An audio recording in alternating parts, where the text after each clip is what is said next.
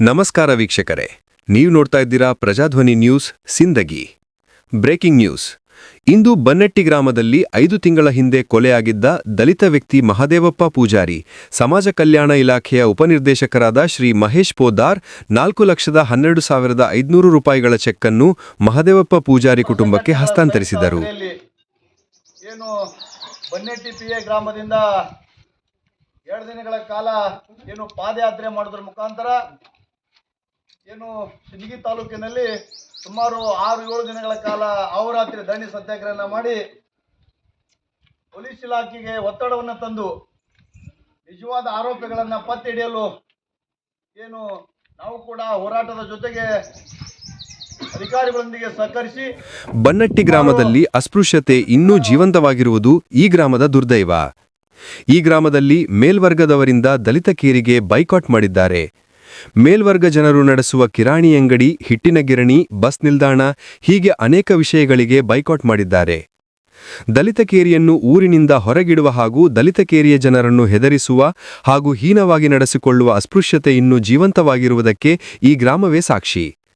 ಈ ಸಂದರ್ಭದಲ್ಲಿ ಮಾತನಾಡಿದ ಇಂಡಿ ಉಪವಿಭಾಗದ ಡಿಎಸ್ಪಿ, ದಲಿತ ಕೇರಿಗಳಲ್ಲಿ ಶಿಕ್ಷಣದ ಕೊರತೆ ಇನ್ನೂ ಎದ್ದು ಕಾಣುತ್ತಿದೆ. ಎಲ್ಲರೂ ವಿದ್ಯಾವಂತರಾಗಿ ಕನಿಷ್ಠ ಪದವಿಯಾದರೂ ಓದಿರಬೇಕು ಎಂದು ಶಿಕ್ಷಣಕ್ಕೆ ಒತ್ತು ಕೊಟ್ಟರು. ಶಿಕ್ಷಣದಿಂದಲೇ ಎಲ್ಲವನ್ನು ಪಡೆಯಬಹುದು, ಗ್ರಾಮದ ಎಲ್ಲರೂ ತಮ್ಮ ತಮ್ಮ ಮಕ್ಕಳಿಗೆ ಶಿಕ್ಷಣ ನೀಡಬೇಕು ಎಂದು ಒತ್ತಾಯಿಸಿದರು. ಸಮಾಜ ಕಲ್ಯಾಣ ಇಲಾಖೆಯಿಂದ ಸಂತ್ರಸ್ತ ಕುಟುಂಬಕ್ಕೆ ಮುಂದಿನ ಕುಟುಂಬದ ಒಬ್ಬ ಸದಸ್ಯನಿಗೆ ಸರ್ಕಾರಿ ನೌಕರಿ ಹಾಗೂ 2 ಎಕರೆ ಜಮೀನು, ಪ್ರತಿ ತಿಂಗಳು 5,000 ಪಿಂಚಣಿ ಕೊಡುವ ಭರವಸೆ ನೀಡಿದರು. ಮತ್ತು ಸಿಪಿಐ ಲೆವೆಲ್ದಲ್ಲಿ ಮಾರಾಟ ಆಗಿರತಕ್ಕಂತ ಮಾತನ್ನು ಹೇಳಿದ್ರು.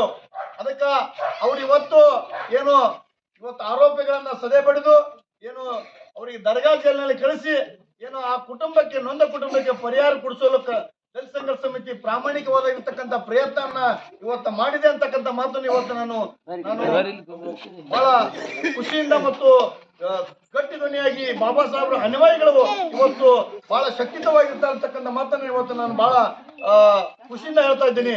ಯಾಕಪ್ಪ ಅಂತಂದ್ರೆ ಯಾರೋ ಅಲ್ಲಿ ತಿಂದ್ರು, ಇಲ್ಲಿ ತಿಂದ್ರು, ಯಾರು ಕೂಡ ದಲಿತ ಸಂಘರ್ಷ ಸಮಿತಿಯವರು ನನ್ನ ಸಮುದಾಯದ ಗೋರಿ ಮೇಲೆ ಮನೆ ಕಟ್ಟುವ ಕೆಲಸ ಮಾಡಲ್ಲ, ನನ್ನ ಸಮುದಾಯದ ಗೋರಿ ಮೇಲೆ ಮನೆ ಕಟ್ಟುವ ಕೆಲಸ ಮಾಡಲ್ಲ. ಬಾಬಾ ಸಾಹೇಬ್ರ ರಕ್ತದ ಕುಡಿಗಳಿವೆ, ಒಂದು ಮಾರಾಟ ಆಗೋದಿಲ್ಲ. ಮಾರಾಟ ಆದ ವ್ಯಕ್ತಿಯನ್ನ ಸಮಾಜದ ಆಚೆಗಿರ್ತಕ್ಕಂಥ ಕೆಲಸ ಇವತ್ತು ನಾವು ಮಾಡಿದ್ದೀವಿ ಅಂತಕ್ಕಂಥ ಮಾತನ್ನು. ಮುಂದಿನ ದಿನಗಳಲ್ಲಿ ಹಾಗೂ ಗ್ರಾಮಕ್ಕೆ ಮೂಲಭೂತ ಸೌಕರ್ಯಗಳು, ಶಾಲೆ, ಅಂಗನವಾಡಿ ಹಾಗೂ ಸ್ವಯಂ ಉದ್ಯೋಗಕ್ಕೆ ಗ್ರಾಮದ ಜನತೆಗೆ ಅಂಬೇಡ್ಕರ್ ನಿಗಮದ ವತಿಯಿಂದ ಅವಕಾಶ ಕಲ್ಪಿಸಿಕೊಡಲಾಗುವುದು ಎಂದು ಶ್ರೀ ಮಹೇಶ್ ಪೋದ್ದಾರ್ ತಿಳಿಸಿದರು. ವರದಿ ಮಂಜುನಾಥ್ ಗೋಡೇಕರ್, ಪ್ರಜಾಧ್ವನಿ ನ್ಯೂಸ್, ಸಿಂದಗಿ.